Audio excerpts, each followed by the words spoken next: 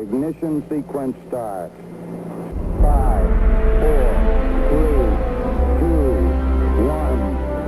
Liftoff. We have a liftoff.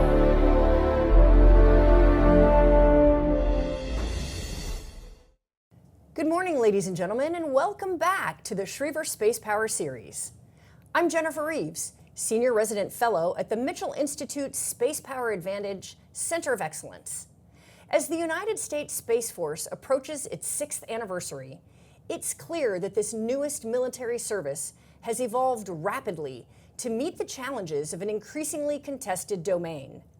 Guardians are now central to the joint fight delivering capabilities that enable every warfighting mission every day.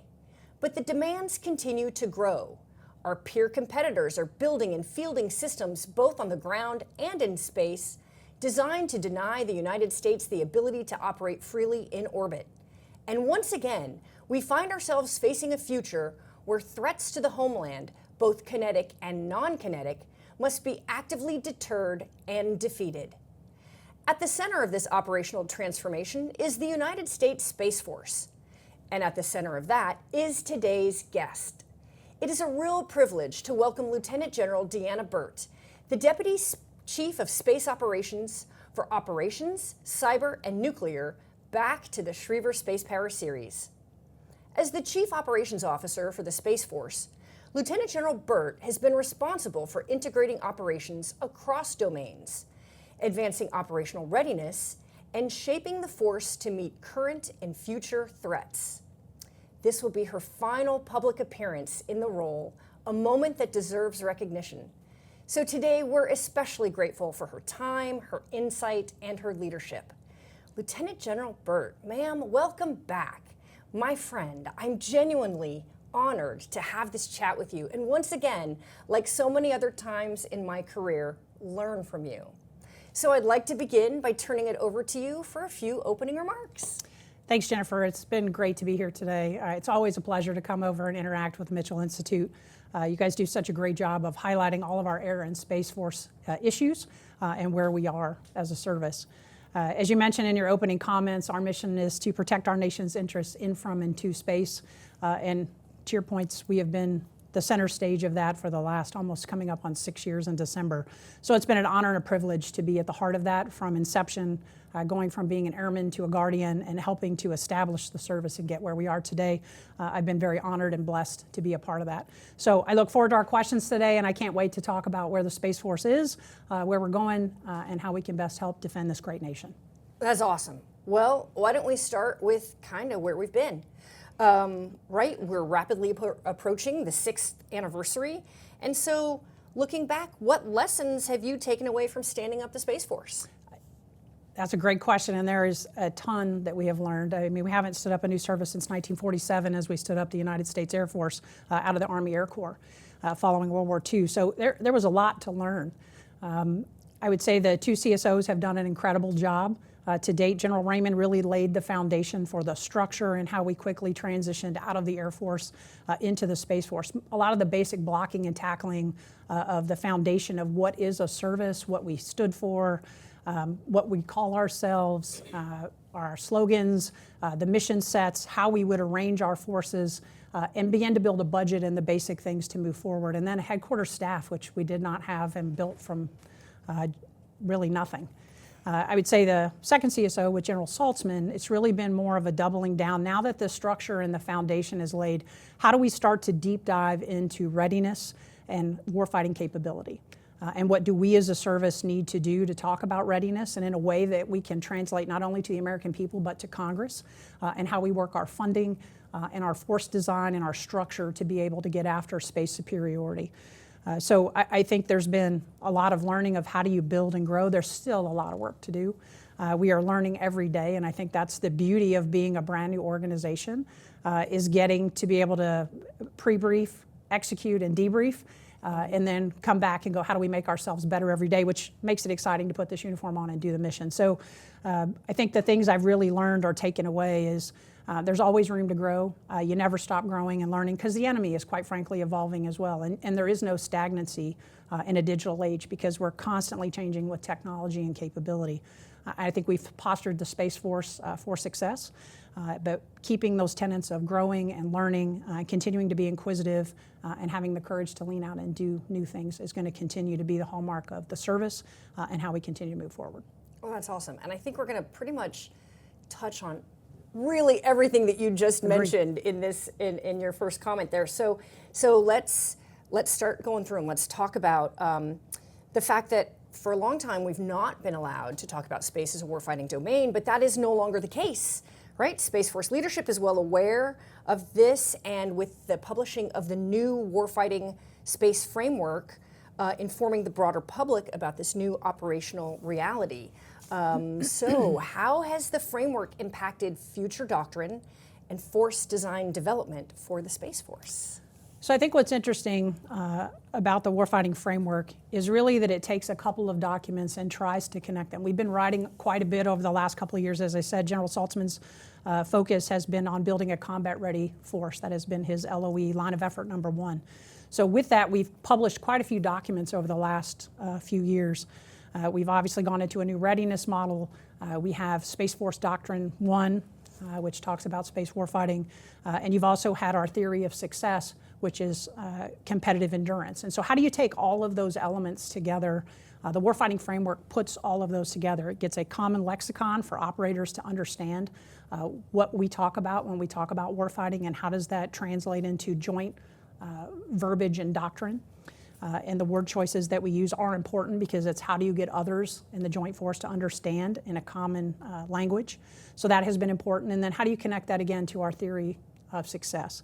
So I think all of those then present both this theory of competitive endurance with what is responsible counter space campaigning, which is ultimately space superiority. How do we provide kinetic and non-kinetic capabilities for the president as options should a war extend into space, or a combatant commander need those options to present to the president? We have those on board, ready and able to be talked to. And it also then helps frame the training of the Guardians around that warfighting framework to ensure they're ready to deliver on those options if called on by the president. So I think it's really more of a unifying document to bring together quite a bit of thought that's been going on over the last 3 years into a singular document that helps translate that to the tactical level for training, exercises, and actual execution.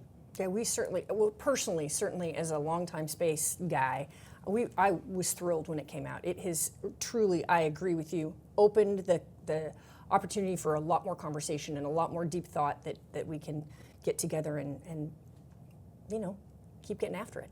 So now one of the most groundbreaking capabilities currently being worked on is the ability to track threats in real time from space and then relay that precise information to the shooters on the ground, at sea, and in the air. So I know that the Space Force is currently testing prototype AMTI satellites in conjunction with the Air Force and US Northcom.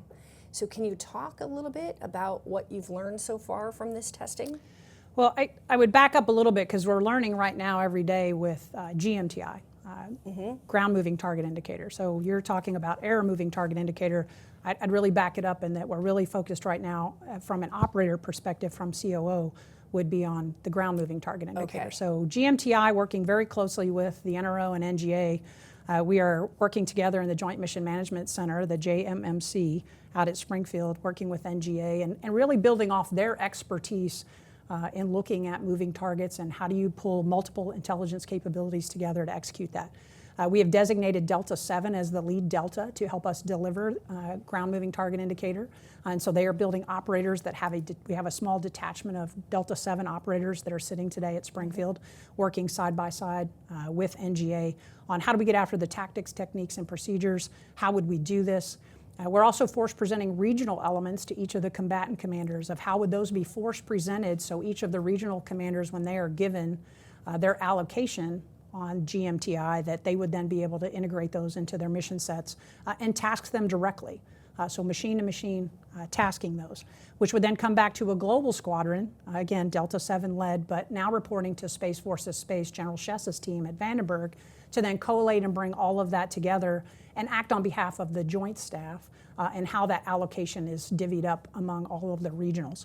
So we're working through, we've done a lot of exercises and tabletops leading up to where we are today. Those initial satellites are beginning to launch, and how do we begin to execute those in real time is what we're learning from right now. Every bit of that learning on GMTI will apply to air moving target indicators. So to your original question, yes, we are working with a variety of commercial entities and industry partners on what are the different phenomenologies that would allow us to attract air moving target indicators. I can tell you as we work the AOA that's supposed to be the analysis of alternatives is supposed to deliver this fall. But I would say that what we know to date is how do we leverage what we've learned from GMTI? How do we look at that as we go into the tasking and the communications to get that information from the sensor all the way down to the shooter, working through the C3BM folks, the JADC2s with Lou Cropsey's team, General Cropsey's team. All of that is interconnected in that network and how we make that happen.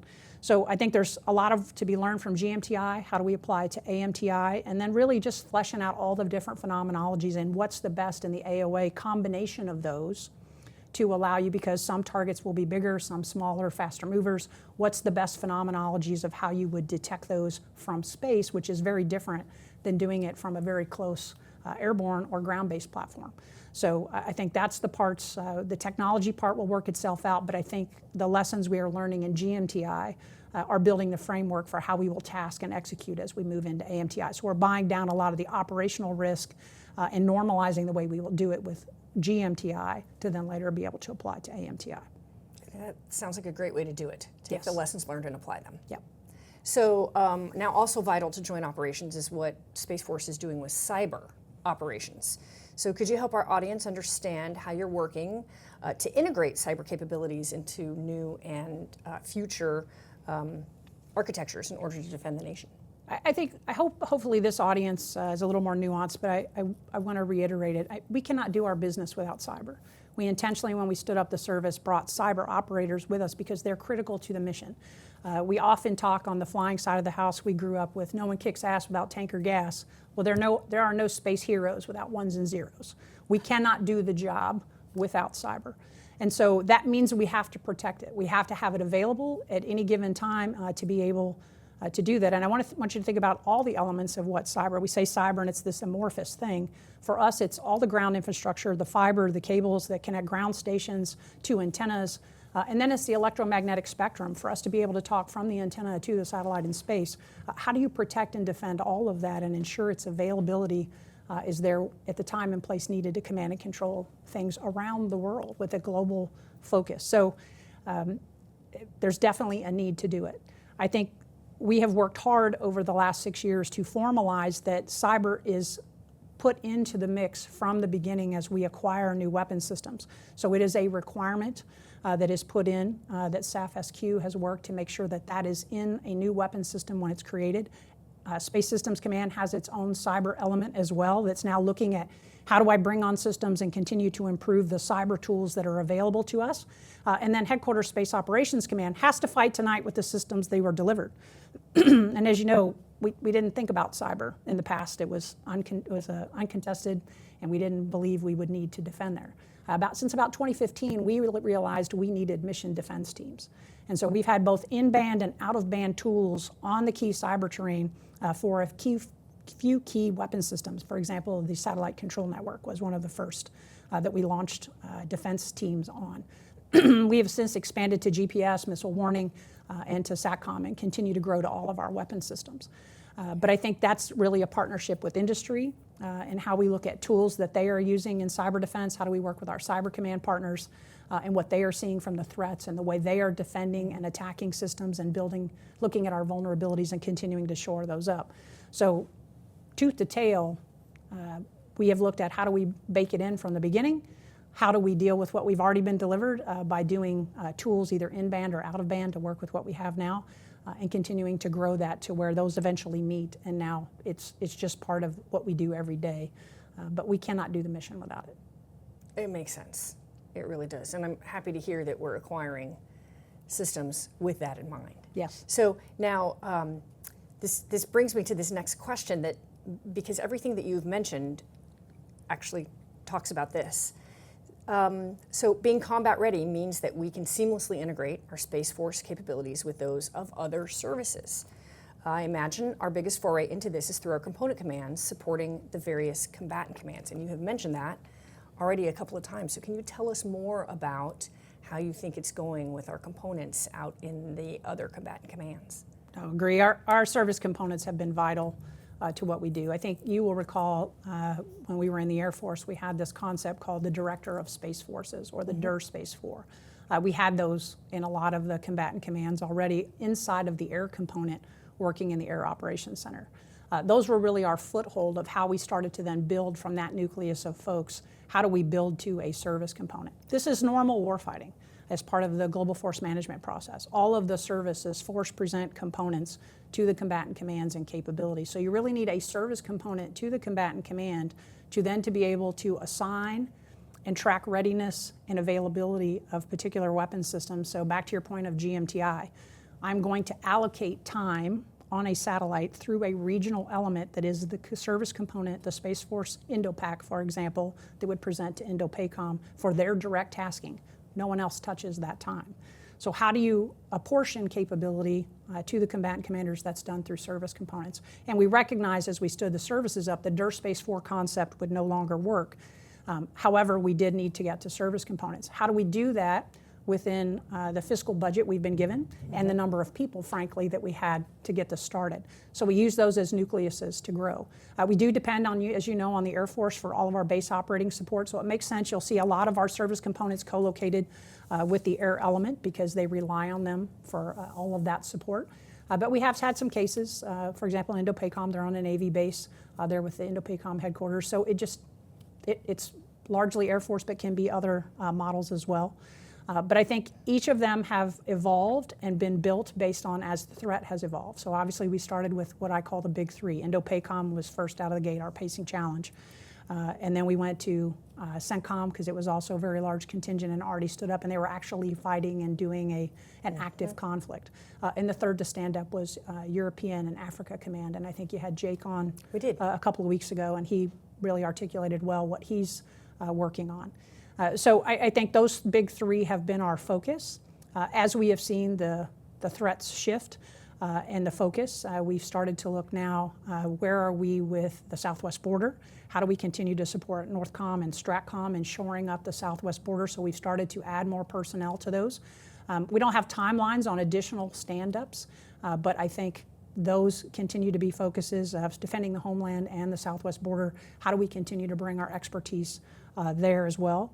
We've also stood up Korea and Japan. Those have stood up, and again, in support of INDOPACOM. So I think you're going to see over the next couple of years, as we grow in manpower and capability, that we will continue to add service components. But again, we stand them up based on that they are ready, that they have the capabilities. I think you heard Jake say, it's really about resources. We don't want to stand a service component up without giving them the resources, both personnel, funding, and the availability to do the mission until they're ready. The other component that I can't forget about and really is critical is Lieutenant General Chess and the Space Force's space component out at Vandenberg. They really tie all this together because space is frankly a global mission. And there are a lot of work being done to the combatant commander who owns the area of responsibility. So there is a coordination, as there are with all service components, between our service components. So General Middleton would talk, as Space URAF would talk directly to General Chess when there's a conflict or a need for more of those global capabilities, think missile warning, satellite communications, things that are largely shared. If he needed more of that or he needed a higher priority, that's how he would coordinate us through General Chess. He'd also be talking to his other service component commander counterparts, just as all of them do.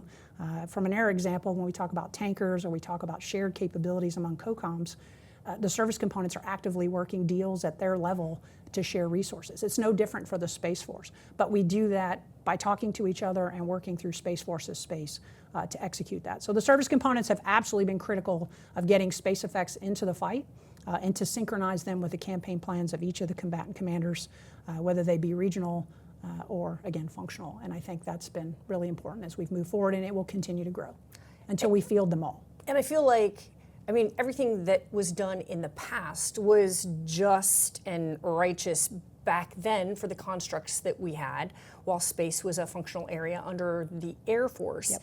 And now this is just the next evolution that continues to grow with a new service. Agree. Yeah, great. So now what are you finding? Are you finding that the other services actually really understand Space Force capabilities and their limitations, what it's bringing in the future? I mean, what's the job like out there? I think many of them are learning, and we have a responsibility to help teach them, right? Not only should we be working how we get into our PMEs and our schools with all the other services, but having folks there side by side, the more you're interacting with the Space Force component in your theater, the more they're able to explain the capabilities, talk about why it matters and how the timing and tempo. So as I would say in Indo-PACOM, I think you have a very robust adversary, and so therefore all the other domains care about space because they understand the importance and what the adversary brings to the table that could deny us those capabilities, so they are very interested. We often hear a lot, I need more space, got to give me more space. Admiral Aquilino even quoted once, as has Admiral Paparo, that if space doesn't close in my O-plan, then I don't close, because without space I can't execute the mission. And we're finding in the Joint Force, it's not just protecting our space assets, so they continue to get the amazing capabilities of GPS and missile warning and satellite communications, because the enemy, frankly, wants to take those from us, knowing how much we depend on them. But it's also protecting the Joint Force from space-enabled attack. Our adversaries are also building capabilities that are interconnected with weapon systems that can have long-range kill chains to take out the Joint Force. So it's both of those elements. It's protecting what we have and delivering war-winning capabilities as we do every day, but it's also building those options, as we talked about in the warfighting framework, of operational capabilities, kinetic and non-kinetic, to offer the President and the combatant commander options to then deny the enemy their space-enabled capabilities. So it's a two-way street, and I think the more we continue to grow and that warfighting framework gets fully baked into all of the operational plans in each of the geographic combatant commands, you're going to see that understanding level continue to grow. But we still have a lot of work to do, and we as a service owe that to our joint partners to be engaged. We've been really, frankly, involved a lot on the joint staff and trying to put Guardians on the joint staff to be involved in a lot of war games, especially in the J7 with wargaming and exercising, as well as all of the joint PME, professional military education. How do we make sure space is involved in that for both officers and enlisted throughout their career, not just for Guardians? How do we make sure that that's understood by the rest of the Joint Force? And so we've been actively working that over the last couple of years. And right now, the Deputy J7, Major General Endicott, just arrived to replace Major General Smith. So we've made some great strides, particularly in how we continue to educate the Joint Force as well. Oh, that's great. So now we are increasingly seeing commercial partners play a larger role in space. So as space becomes more contested, Space Force will need to work more closely with those key commercial partners because there's a lot to figure out there. So how has the services relationship evolved with the commercial and industry players, and what efforts are you taking to better integrate the capabilities, the Space Force military capabilities with our commercial industry capabilities, and what that looks like when we get into conflict and et cetera?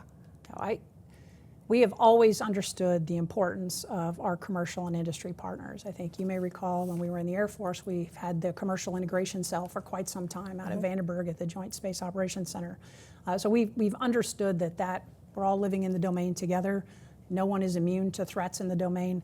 How do we work and communicate effectively together about those threats? So I think we've known that for a very long time. Now as a service, how do we continue to robust that out? Our commercial integration strategy was published this year in April, so that is out and being utilized, and it talks about how we intend to look at commercial capabilities from the inception in our force designs. How do we look at capabilities that are out there and available? And as we look at what our force design includes, how do we look at commercial as well as coalition partners and where they can fill any gaps or concerns that we see on the horizon as we build out our objective force? And then how do we then take that objective force into a POM cycle and fund for it and make the arguments of how that all comes together as a seamless operational force? So I think that work and the commercial integration strategy are important. You will also, there was an article out today with General Garant talking about orbital watch.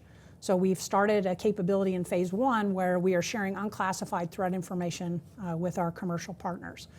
Obviously, the relationship I have with you as a contractor or a commercial entity is really based around our contractual, what we agree as a team we're going to share with each other. So we need to bake that integration into the contract to talk about how I will share data with you, how we will share data with you on threats. So some of that comes in right now. Today we do that at an unclass level. General Gagnon and his team in the S2 have worked very hard to produce unclassified products to be able to push out to not only our joint force partners, but industry partners as well as our coalition partners. But I think the next evolution of that is, okay, if we have a classified relationship and an ability to share classified information, how would we do that? Today that's been in action at the commercial integration cell, but with only 10 partners originally that we started with. How do we grow that? And that's what really this phase 2 element of Orbital Watch is meant to do, is build that into the contractual framework such that General Chess now has something to then build upon in the commercial integration cell to then add more commercial partners in that interaction and to share threat information, because the commercial entities need to understand the threats that are out there for their particular capabilities. Obviously that's a touchy area, because I want to make sure you have a need to know, and I'm going to share the threats that matter to your systems. I'm really not going to give you all of it. I'm going to give you what you really care about as a commercial provider. The second piece is the dual conversation. We know the first capabilities attacked in Ukraine were commercial. How did we share what happened to them and what they saw on their computer screens, or how did that impact them, and how are they sharing that back with us, and what were they willing to share to their other partners? Because again, now we get into intellectual property and what I'm willing to share, vulnerabilities about my own systems. There's a lot there to unpack and work through. And I think as we go into phase 2 of Orbital Watch, that's what General Garant and his team will be working through, are all those nuances about that give and take of information at the higher classified level, and also sensitive information that the companies, when they are attacked or threatened, how are they sharing that back with us and with their other partners? So a lot of great work there, but the commercial integration strategy is driving that as the foundation. And General Chess's team continues to do that day in and day out operationally, but I think we're starting to build a better framework of how we do that on a more routine and normalized basis. Well, and speaking of routine and normalized, we've just covered commercial. Now let's talk about the 80 spacefaring nations that that now populate the planet. And so how is the service dealing with this increasingly crowded operational environment? But on the flip side, how are we taking advantage and optimizing the partnerships that we have with our multilaterals out there? So I think most people are tracking. We published our integration our coalition integration strategy back in July, so just a couple of months, last month. So very exciting that it's out there. It's also, I think everyone's very familiar. If you haven't had him on, I would highly recommend Air Marshal Paul Godfrey. Goddard is now on the Space Force staff, so he is my equivalent. We're reporting directly to General Saltzman. He has been a force multiplier because he comes to all the meetings. So it's really, as you know, having sat in a lot of places, when the partner's in the room, and especially at that rank, and you go, I'm sorry, you have to leave, that highlights the problem. And so Goddard has helped us see, that blind spot we had about what we are classifying and how we are classifying it to ensure that they're in the room. The other great ad that we just had, and she was just hired, is Miss DeAnna Riles is now in SES2 working on the international affairs staff at SAF-IA with Miss Siebold. So as her deputy, she's the principal deputy working for her regarding space. So Miss Riles is steeped in international affairs work coming from Space Systems Command and working all of our partner integration and foreign military sales as we work that with coalition. So bringing her on the staff, I think, brings the next level of integration. But this goes back to the same, it's going to sound like I'm being repetitive, but the overarching goal is when we do our force design that both commercial and international partners are immediately incorporated into that. And what do they have to bring to the table that would allow us to put our money in different places? What capabilities and at what TRL levels do they have, and how would we plug that into our force design? So then when we get to our objective force, what are we buying? And then what are they buying? We as a nation need to be able to operate independently. Don't get me wrong. We need to defend this nation and the Constitution on our own as a service in the space domain. But that doesn't mean we don't accept help from our friends or take to leverage the capabilities that they bring to the table in different areas. And they all have some very incredible capabilities, both on the commercial and the international side. And so how do we weave those together? That's really going to be in the force design and our objective force, and then how we POM for that. So I think we're on a good path. We have the right documents, the right policies and processes. There's still work to do, with classification and some other things as we work with our international partners, but I think we're making great headway in how we include them now, with Goddard's and Deanna Riles now being in the seats too. It's helping push it from those elements as well. Which sounds awesome. So at this point, is there anything else you can tell us about the classification, perhaps overclassification, any of those issues? I know people are very interested in that. No, I would say under the leadership of Major General Purdy, we've gone really hard at SAP reform as directed by the previous Deputy Secretary of Defense. And so I'm not going to say it's an easy process, it's not. Oof, no. But I would tell you General Purdy has worked very hard. He can probably give you much more detail than I, but I can tell you that we've successfully brought one program to date out of the SAP architecture down to a TSSCI. Now again, that's still not where we need to get to continue to do that, but I think we're working hard in that direction to keep working them. I would also say on the flip side, for the first time since 2019, this week we have Schriever wargames going on. So I was a previous game director as Air Force Space Command A3, and we did play a special access cell with the coalition partners and Coalition Technical Operations Cell, the CTOC. And as we played that in the war game, the last year we played was in August of 2019 prior to COVID. It's taken us this long to get the war game back up on its feet post-COVID, get us back in person, and to work through the security capabilities. This year they are playing a CTOC. So I'm very excited with the United Kingdom, Canada, Australia, and New Zealand. We are playing at the full level. And when I say a CTOC, it's not just, the war game is a 10-year epic. So I'm looking 10 years into the future, what capabilities and what does the adversary look like and what capabilities are we bringing to engage at that level. The partners are also bringing SAP capabilities from their side as well, and we're comparing and contrasting, and this starts to build into that force design discussion. Schriever wargame was always meant to be a war game that would help us start to define that force design. So I think this is a step getting back talking at that level. I think that is very important that we need to continue to do, and hopefully now that we're back full up this year, that will continue to be iterated. I know Air Marshal Godfrey has looked at how do we use this when we brief coalition partners to a SAP level. It's called a terms of reference, and there's a standard SAP read-in. How do we use that for other activities beyond Schriever wargame? And we're working with the DoD SAPCO as well as our own SAF security folks of how do we establish that so it's not this laborious paper process to rebuild it every time. So I think the team understands we want to declassify things, we want to come out of the classification arena, but I think we also are also very much realists that there are some things that may never come out of that classification depending. And so how would we, especially when we're talking about future capabilities, so how would I do force design if I can't talk to you at that level? And so I think this is something we're going to have to continue to normalize and use to really make strides in our force design and the future work with the coalition partners. Right, it certainly can't be capricious No. on how we bring things out. It has to be quite deliberate and measured and meaningful. Well, and we're not the only country that saps things or keeps things at higher classifications. Sure. We all do. I mean, it's part of your national security and what you're willing to share or not share. So I think creating this framework where we can share and that we're both bringing things to the table, I think makes the security people a little more comfortable because we're both bringing capability, not just one side or the other. So I think there's great opportunity here. And that's under the leadership of Delta 10 and Colonel De Silva's team as they execute Schriever wargame this next 2 weeks. I think it's going to be exciting to see the debrief and what we can learn from getting back to talking at the CTOC level. I love it. So let's switch gears just a little bit and talk about readiness. I think folks in the audience may have a general concept of what readiness is, you know, sort of getting in your reps and your sets kind of thing. Certainly when you think of other services, I can imagine, however, that it probably looks a little different for the Space Force. So can you talk a bit about what it looks like for the Space Force, for our Guardians? What does reps and sets look like?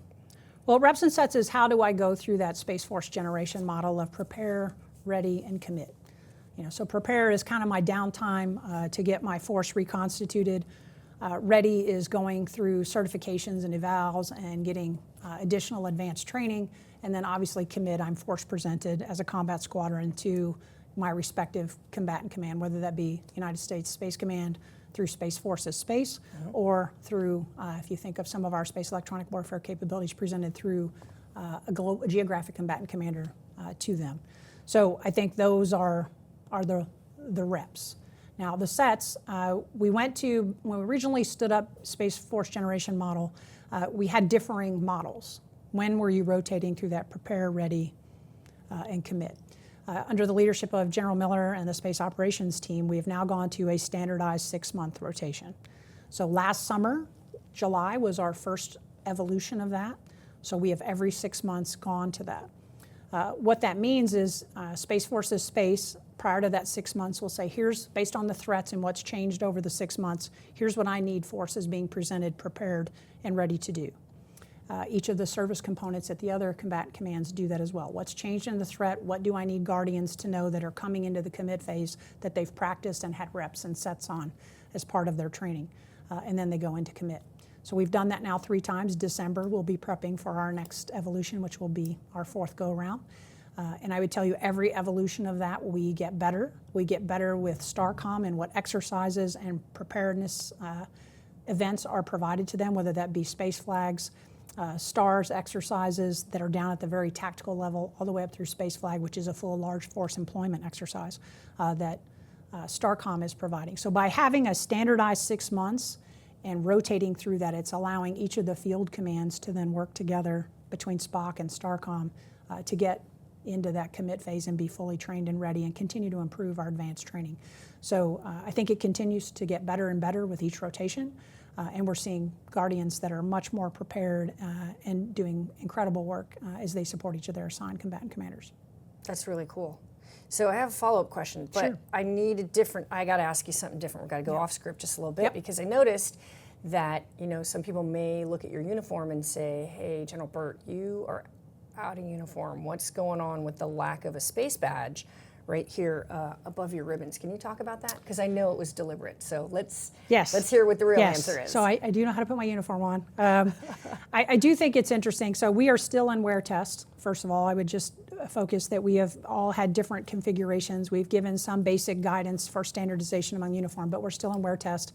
We expect to roll the uniform out in early spring, January, February timeframe to all Guardians, and then we will have a full instruction that talks about exactly how you wear the uniform.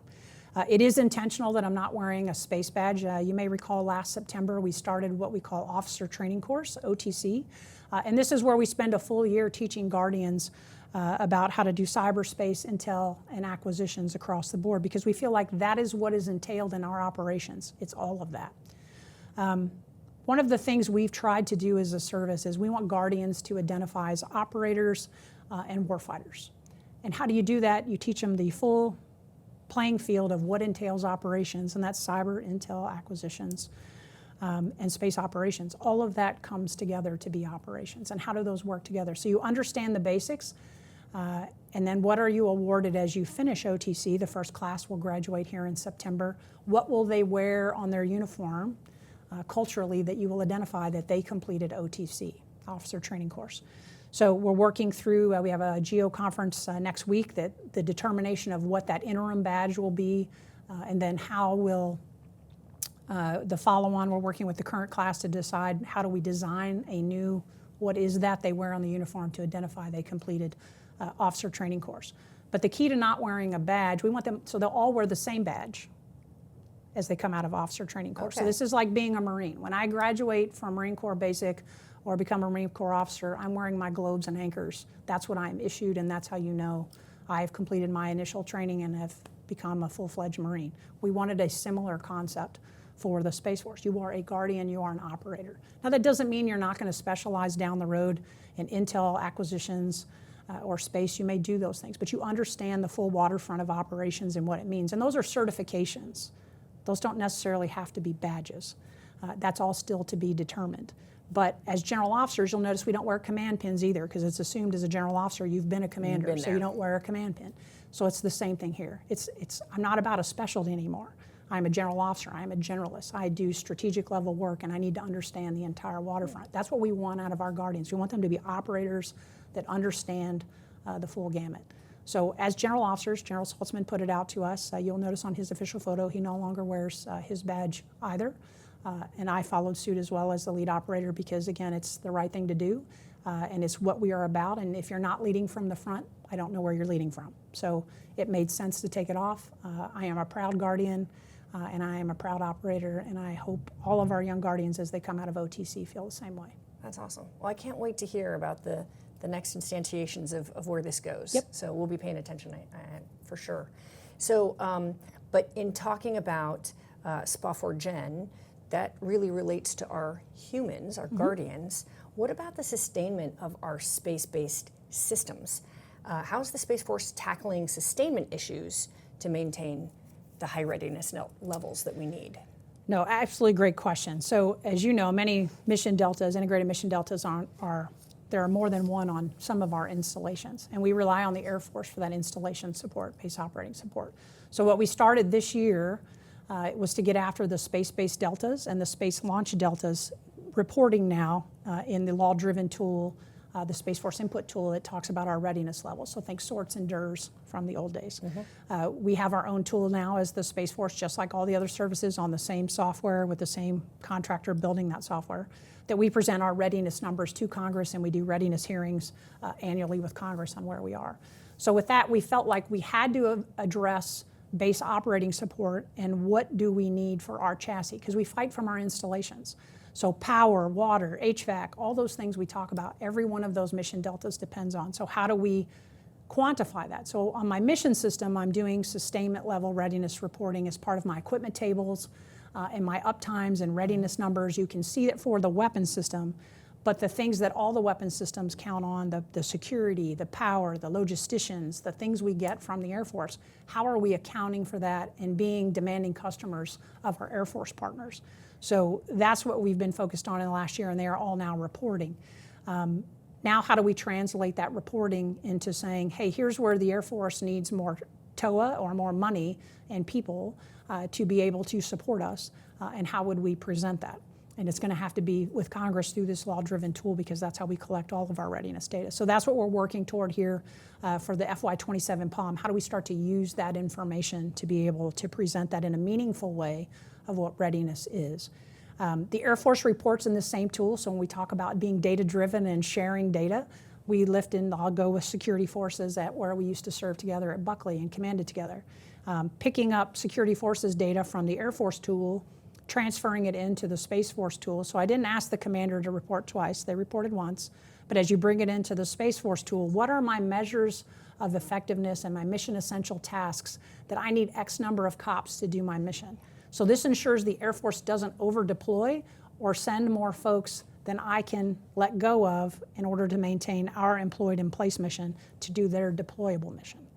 So I think we have to be able to be good partners to our Air Force brothers and sisters of being able to present that in data to then make the money arguments that I don't think we've been as successful making for the Air Force to either get more funding for COPS, logisticians, CE, base support as we have in the past, because we are a demanding customer, our mission requires it, and so I think we got to do due diligence to provide the data and work out how we're going to solve those shortfalls to make sure we're meeting our mission. Yeah, the Air Force will be happy. Yes, they will be happy because it will offer data-driven information to then provide to Congress. Yeah, absolutely. Absolutely.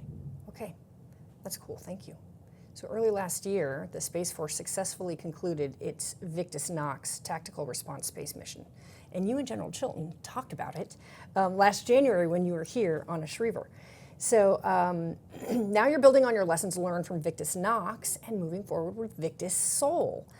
So what should we know about this latest evolution of the tactical responsive space mission?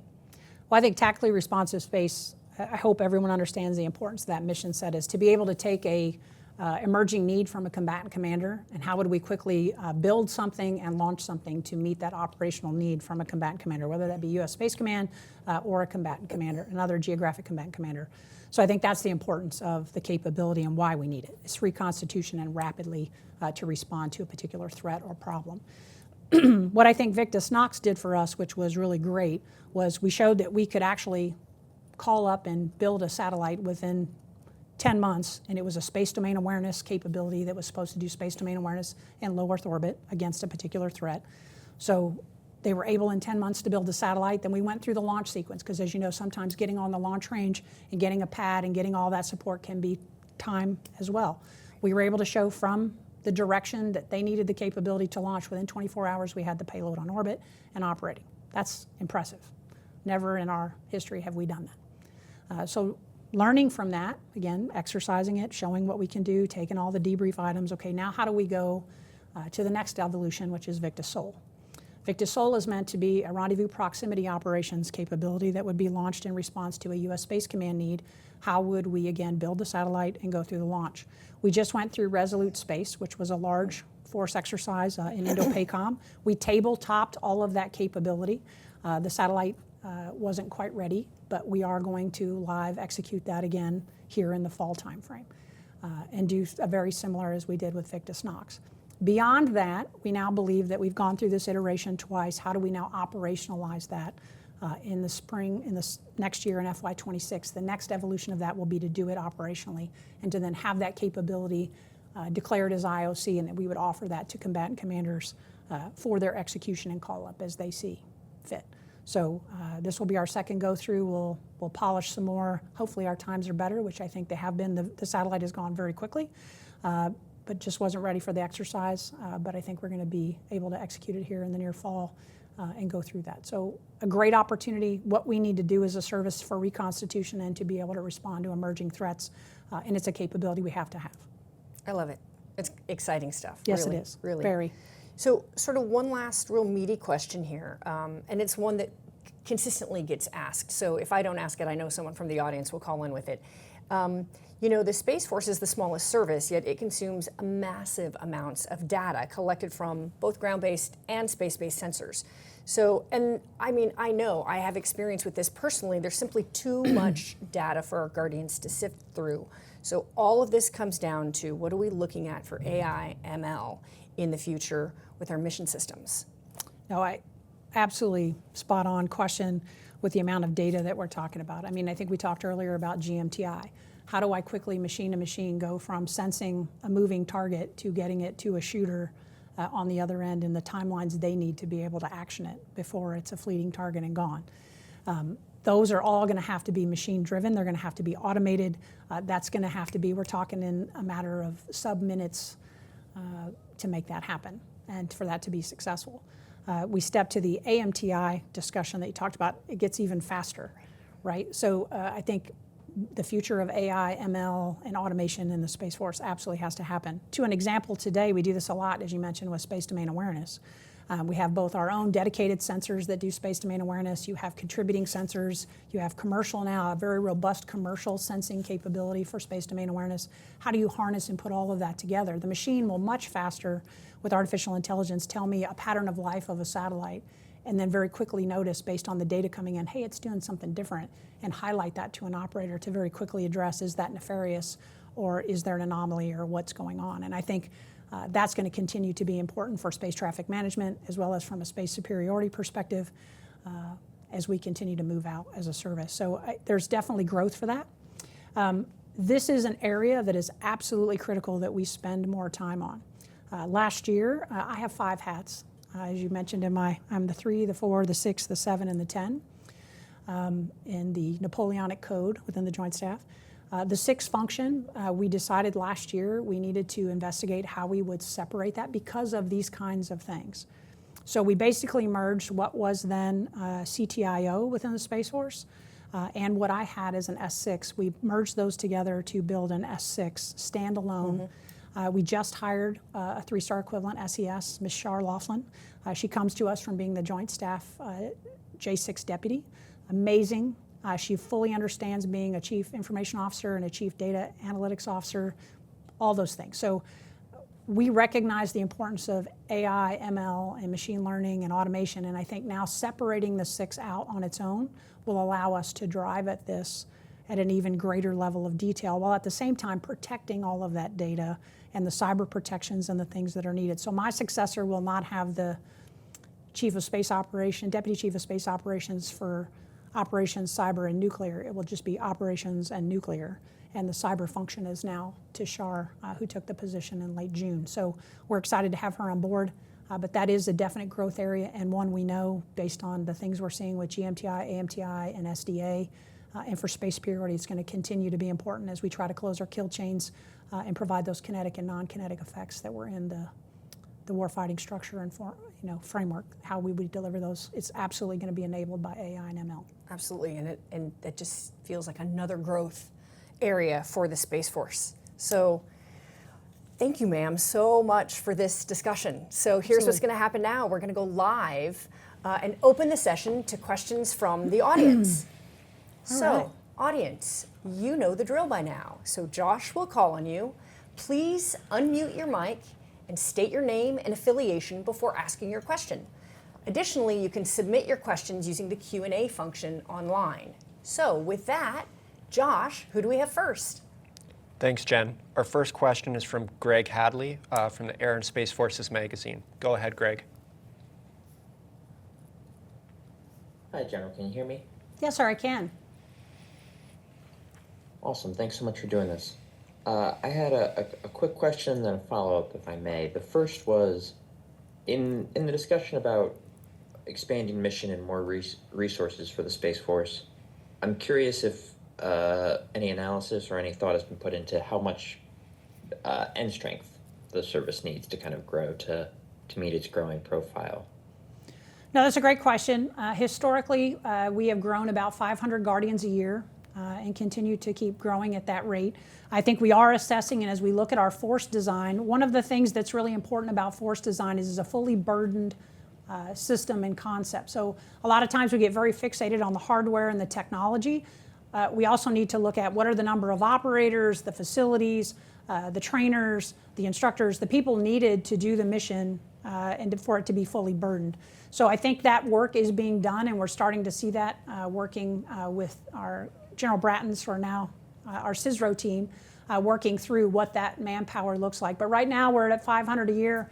I think we're going to have to make FY27 and beyond, we're going to have to make a POM submission and argument for that end strength growth. That's going to have to be supported by those objective force and force design numbers to make that valid, and for Congress to be willing to increase our end strength beyond the 500 that we get every year.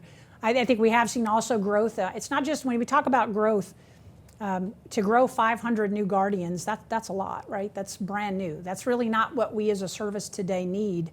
And our manpower requirements really demand field-grade officers. So think about standing up service components, bringing on new weapon systems. You're really looking for more of that field-grade officer. We've seen some of that as we have done the PMA, our Transition Personnel Military Active. We brought forward reservists, full-time reservists, offering them the opportunity to transition into the Space Force.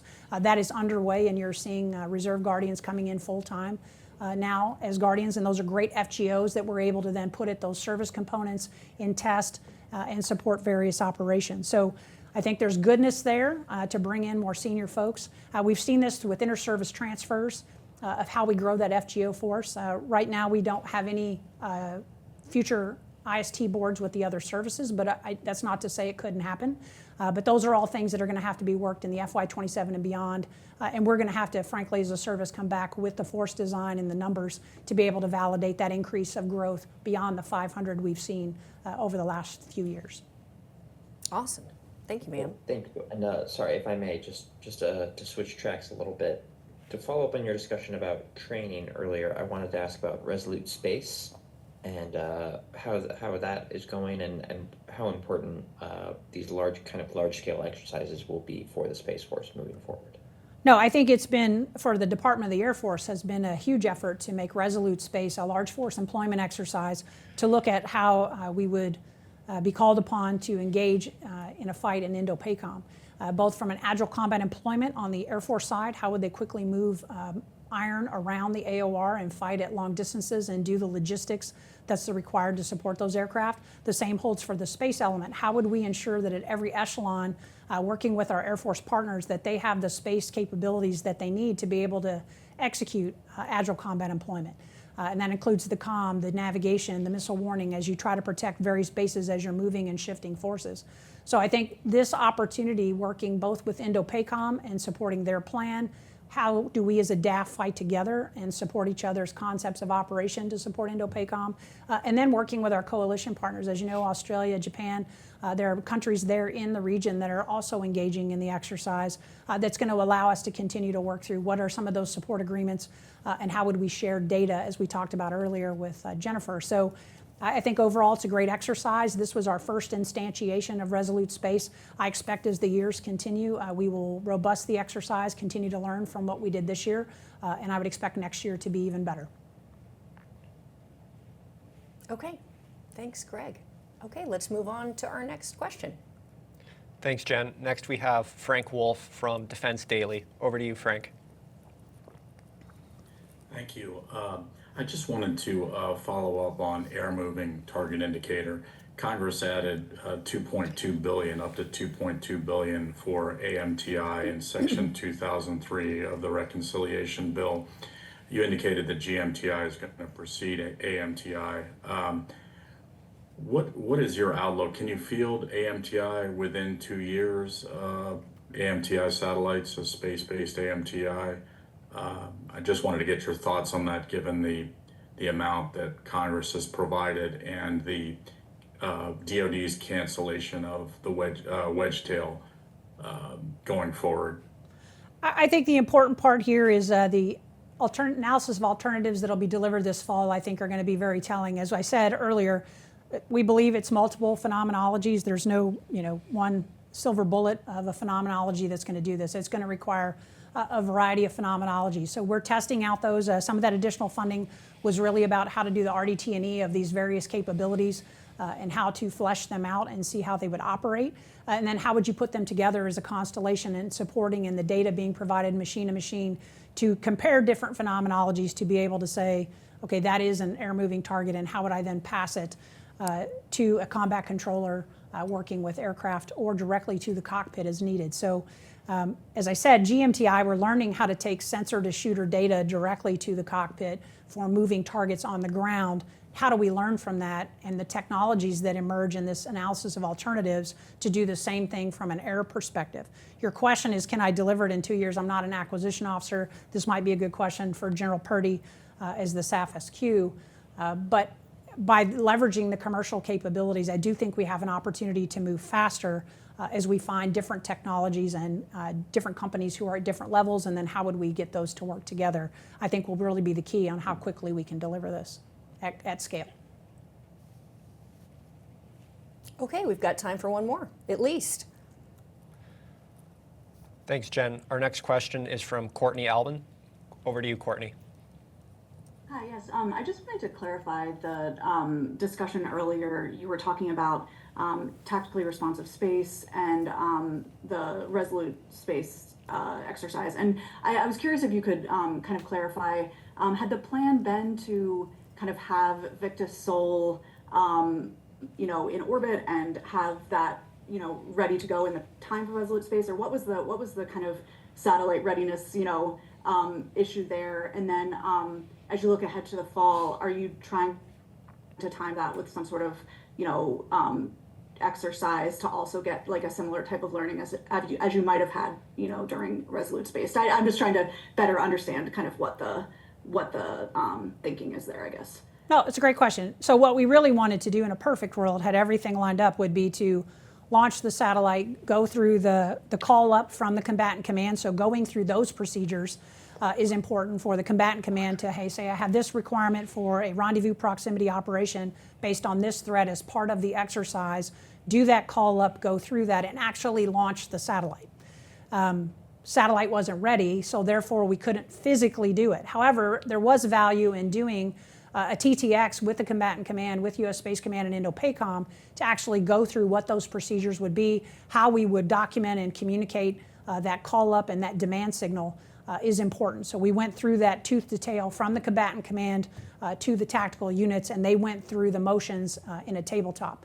To your point, once the satellite is ready to go, if there is a target of opportunity with an exercise that's going on, we will absolutely try to leverage that, but we won't let that slow us down. Once the satellite's ready, we want to quickly go through this because we are clocking how long it takes to get the satellite completed and get it on a launch vehicle and make it happen. So to learn lessons as compared to Victus Nox. So I think we're continuing to still drive in that direction to be as timely and as quick as possible, not necessarily to slow that down to line up with an exercise. But if it does, as an opportunity, we will, but that's only if it just happens to be opportune.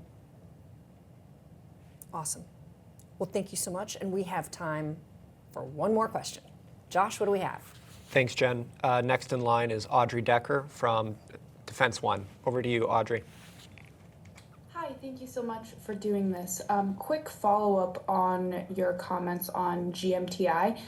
You said earlier that the initial satellites for that are beginning to launch. Just wondering, if you could provide any more detail about when exactly those are launching, how many, when you might start testing that, and any more details you could provide on that. Thanks. No, absolutely. So GMTI is part of a larger family of satellites that we have been working with the intelligence community. And GMTI is the final to launch. The initial satellites that are launching are capabilities that will help enable the GMTI. So think electro-optical as well as a low-end radar capability. So those satellites have been launching. We've also launched quite a few of the comm mesh net that will allow those satellites to transfer data. Again, getting into specific numbers, I start to get into classified realm, so I apologize, I can't share exact numbers, but just know that some of those initial enabling capabilities for GMTI have been launched, as well as the comm infrastructure to be able to share that information. So that element that's sitting at NGA and the Joint Multi-Mission Center, Mission Management Center in Springfield, is learning how we're going to task this, working with our regional elements and our global squadron that we are now beginning to form to support GMTI under Delta 7. They're going through their procedures, how they would work with the combatant commands. The joint staff is also with U.S. Space Command developing a con-op of how we would apportion the time on all of these satellites across both the intelligence community, but in the case of GMTI, fully to the DoD, how we would give that to each of the combatant commanders. And so that is a joint force and a joint staff apportionment process. So all the exercises and things we're doing as the enabling capabilities are coming on board are going to help us be robust enough that in the next year, when the actual GMTI satellites launch, not all of the enablers, but the actual satellites launch, that we meet it with a full regional squadron in Indo-PACOM, a global squadron at Space Forces Space, supporting U.S. Space Command, and then learn from those as they are stood up to then field that to all the other combatant commanders. So this is a crawl, walk, run as the constellation is launched to build the humans and the training and the data and machine-to-machine C2 that has to happen to make this successful. So, ladies and gentlemen, we have come to the end of this Schriever Spacepower series. Thank you again to Lieutenant General Burt for taking the time to speak with us today. Congratulations on your well-deserved and upcoming retirement. We cannot wait to see what you do next. And from all of us here at MI Space, have a great space power kind of day.